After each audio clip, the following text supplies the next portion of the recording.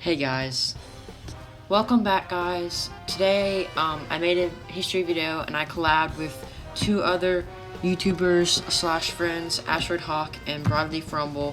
Thank you, just applause to them, complete applause to them. Today's video is about printing press and communication. We also gave some extra facts about it and we hope you enjoy the video. Make sure to like and subscribe to Ploppy and watch to the end of the video. See you next time.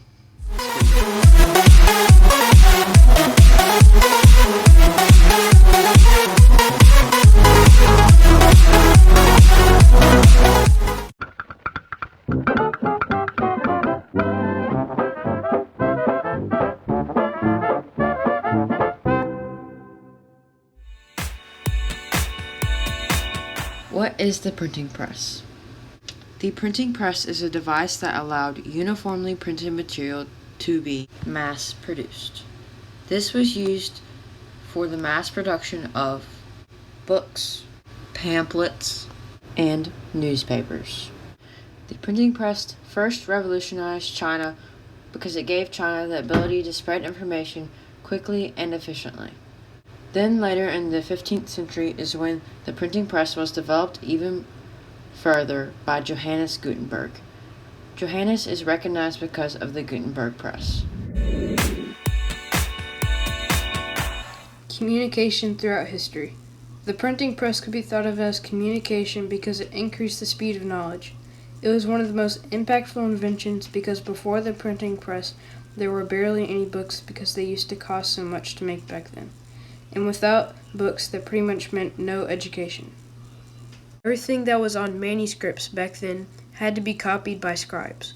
But with the printing press, you could copy things faster, more efficiently, and for way cheaper. The printing press also started global news networks for people all around the world to learn about what was happening in other countries. And it also provided an opportunity for smaller voices to be heard in newspapers and books. But the printing press did take some jobs away from people such as scribes and artisans. The printing press helped people in many ways.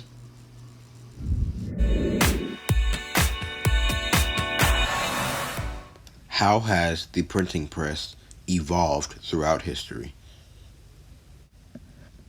The oldest known printing text was in China during the first millennium AD. The oldest known printed book is the Diamond Sutra. This book used block printing, which were hand-carved wooden blocks.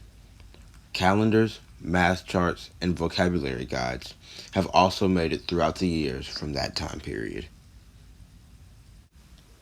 It was around this time that rolled scrolls became popular.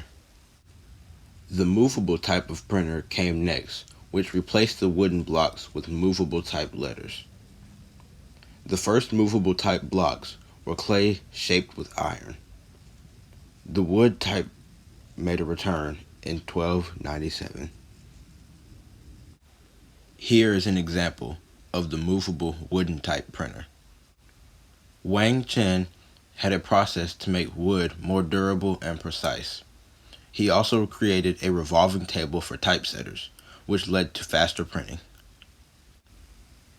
Johannes Gutenberg began experimenting printing in France in 1440. By 1450, he returned to his homeland of Mainz, Germany, and had printing perfected. In Gutenberg's design, he replaced wood with metal and printing blocks with each letter. He used replica casting to make these available in larger amounts. Gutenberg and Fuss joined forces in 1452 to produce calendars, pamphlets, and other ephemera. In 1452, Gutenberg only produced one book, a Bible. It is said that he printed around 180 copies of the Bible. It was about 1,300 pages, and each page contained around 42 lines of text. There are still several copies of Gutenberg's Bible around today. The spread of printing and trading helped many people in Germany, who then taught others the business. The printing press became worldwide and allowed news to be spread quicker and ideas distributed faster. In 1605, the first official newspaper was printed and distributed. Nowadays, printing is used for lots. We use printing in our clothing, license plates, advertisements, and many more. Gutenberg didn't live to see the impact of his invention. He only printed the Bible, which nobody read because the literacy rate was very low. He died penniless. Unfortunately, after he died, his books were impounded by his creditors. Other German printers fled and eventually arrived in Venice, which was the new shipping hub of the Mediterranean in this time. These Germans were smarter and sold news pamphlets to sailors for money. Then these sailors would take them to other ports, where local printers would copy the pamphlets and hand them off to writers, who would race them off to local towns and cities. Since literacy rates were still very low, locals would gather at a tavern to hear a paid reader recite the latest news, which was everything from a pesky criminal to war reports. Overall, the printing press made it normal for people to check the news every day. Bacon, who's credited with the developing of the scientific method, stated that printing press was one of the inventions that changed the world. For over a millennia, science was largely a solitary pursuit. Great mathematicians, physicians, and philosophers were separated by geography, language, and the slowness of handwritten publishing. Human writing was not only slow, but prone to have mistakes. One mistake in an experiment can throw everything off. With the printing press, scientists could share scientific findings and experiments with all audiences and other scientists. Fringe voices getting a platform. As critical and alternative opinions entered the public world, those with power tried to end it and censor it. Before the printing press, censorship was easy. All it required was dispatching the author and burning his or her books.